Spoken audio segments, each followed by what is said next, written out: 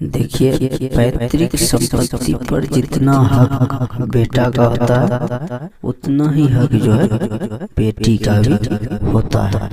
मैं आपको बता दूं कि 9 सितंबर 2005 से पहले जो बेटी का जन्म हो चुका है, मान लीजिए किसी का भी 9 सितंबर 2005 से पहले का जो भी संपत्ति है, अभी वो बेच दिया हो या फिर नहीं बेचा हो, तो भी अगर चाहे तो 9 सितंबर 2005 से पहले की जो भी लड़कियां हैं, जो भी बेटियां हैं, अपने पिता की संपत्ति पर जो है अपना अधिकार का दावा कर सकती है, अपने अधिकार ले सकती है। अब बात करेंगे नया संशोधन की, तो कहा गया है कि पिता की संपत्ति में जो है बेटी को दावा पेश करने का अधिकार है, चाहे वह 2005 से पहले या अब भी पिता हो या ना हो, लेकिन संपत्ति में बेटी का हक है और उतना ही हक होगा जितना कि एक बेटे का अपने पिता की संपत्ति में होता है। कानून कहता है कि बेटी जब जन्म लेती है तब से ही उनका हक जो है बन जाता है पिता की संपत्ति में। पिता की संपत्ति पर जो है उसका हक उतना ही हो जाता है जितना उसके भाई का होता है, चाहे वो पैतृक संपत्ति हो या फिर पिता की, चाहे वो पैतृक संपत्ति हो या फिर उनका अर्जित संपत्ति हो उनके पिता का। आइए एक मामला को समझते हैं। ऐसे ऐसे मामले कोर्ट में आते रहते हैं ढेर सारे, और मान लीजिए यहाँ पर पिता है और पिता की जो है एक बेटी है, पिता है और पिता को एक बेटी है, ठीक, और पिता का जो है भाई लोग जो है, यानी कि बेटी का जो चाचा लोग हैं, उनके पिता का हिस्सा जो है वो लोग जो है रख लिया है। किसी भी स्थिति में चाहे वो उसकी बेटी जो है नहीं समझती होगी या फिर बच्ची होगी, उनको एक बच्ची थी पिता को, तो अपने भाई के मृत्यु के पश्चात जो है भाई लोग उनका संपत्ति जो है रख लेता है। तो कोर्ट का अधिकार क्या है? तो कोर्ट का कहना है कि जब भी वो बेटी चाहे बड़ी होकर के या फिर कभी भी चाहे तो अपने पिता की संपत्ति को जो है रिटर्न ले सकती है। वो अपने पिता की संपत्ति का जो है अधिकार पाने के लिए, वो अपना अधिकार पाने के लिए दावा पेश कर सकती है। अपने पिता की संपत्ति का को अर्जित करने के लिए, पिता की संपत्ति लेने के लिए वो कोर्ट में जो है दावा पेश कर सकती है। यहाँ पे जैसे कि आप देखेंगे कि ये मान लीजिए पिता है और ये पिता की एक बेटी है, और बेटी यानी कि उसके पिता का हिस्सा जो है चाचा लोग रख लिया यहाँ पे। तो पिता वो बेटी जब भी चाहे तो अपना जो है अधिकार जो है ले सकती है। वो पिता वो अपने चाचा लोग से जब भी चाहे वो अपने पिता का हिस्सा जो है वो लेने के लिए कोर्ट में दावा पेश कर सकती है।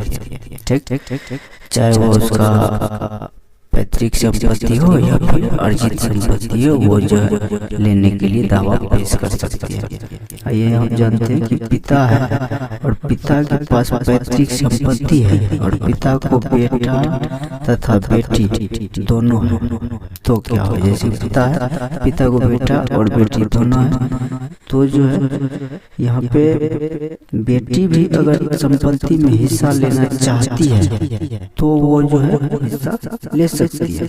उसका जन्म से ही अधिकार होता है। उसके लिए उसका पिता चाहे उसका जो है सपोर्ट करे बेटी का या फिर नहीं करे, तो भी वो हिस्सा का जो है अधिकार है। कोई फर्क नहीं पड़ता कि उसका पिता उसका सपोर्ट करे या नहीं करे। कानून तौर पर जो है ये उससे रोक भी नहीं लगा सकता अपनी बेटी को कि जो तुम इसमें हिस्सा नहीं ले सकते, ये रोक भी नहीं लगा सकती, क्योंकि पैतृक संपत्ति है, ठीक। पैतृक संपत्ति पे वो रोक नहीं लगा सकते हैं। हाँ, अगर उसका अर्जित संपत्ति होता है, स्व अर्जित संपत्ति, तो जब तक पिता जिंदा है तब तक वो जो है संतान का उस पे जो है हक नहीं माना जाएगा। वो चाहे तो किसी और को दे सकता है, किसी और के हक बेच सकता है। अगर उसके मृत्यु के पश्चात अगर वो मृत्यु हो जाती है उसके पिता की, तो उसका संपत्ति का जो है आदि हक जो है उनके बच्चे पे जाता है। पैतृक संपत्ति में समान अधिकार होता है और जन्म से ही अधिकार होता है।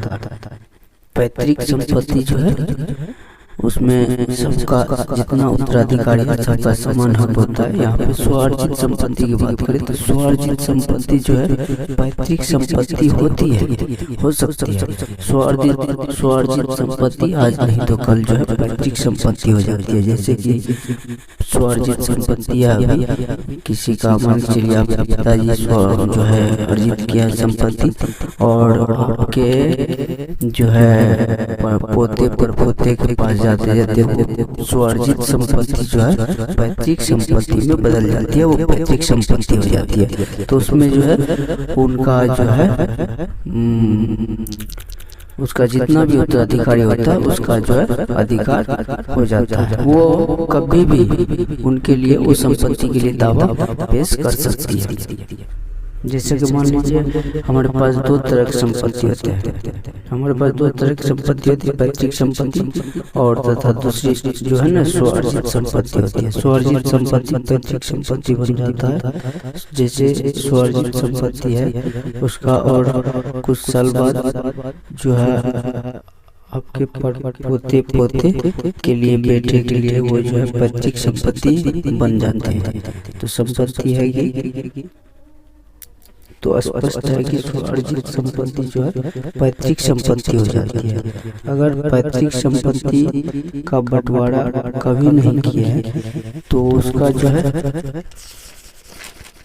अगर पैतृक संपत्ति का बंटवारा कभी नहीं किया है, लिखित तौर पर पैतृक संपत्ति का अगर बंटवारा कभी नहीं किया है तो कभी भी उनका उत्तराधिकारी चाहे तो बंटवारा का दावा पेश कर सकता है। तो आप जान लें कि पैतृक संपत्ति हो या फिर स्वार्जित संपत्ति जो है कभी भी बेटा हो या बेटी दावा कर सकती है। लेकिन कानून यह है कि पैतृक संपत्ति पर पिता के रहते जो है दावा कर सकते हैं। लेकिन यदि जब पिता के द्वारा अर्जित संपत्ति हो यानी कि स्वार्जित संपत्ति हो तो आप जो है पिता के रहते आप उस पे दावा नहीं कर सकते हैं, चाहे वो बेटा हो या बेटी। पिता की मृत्यु के पश्चात दोनों ही उस पे दावा कर सकते हैं।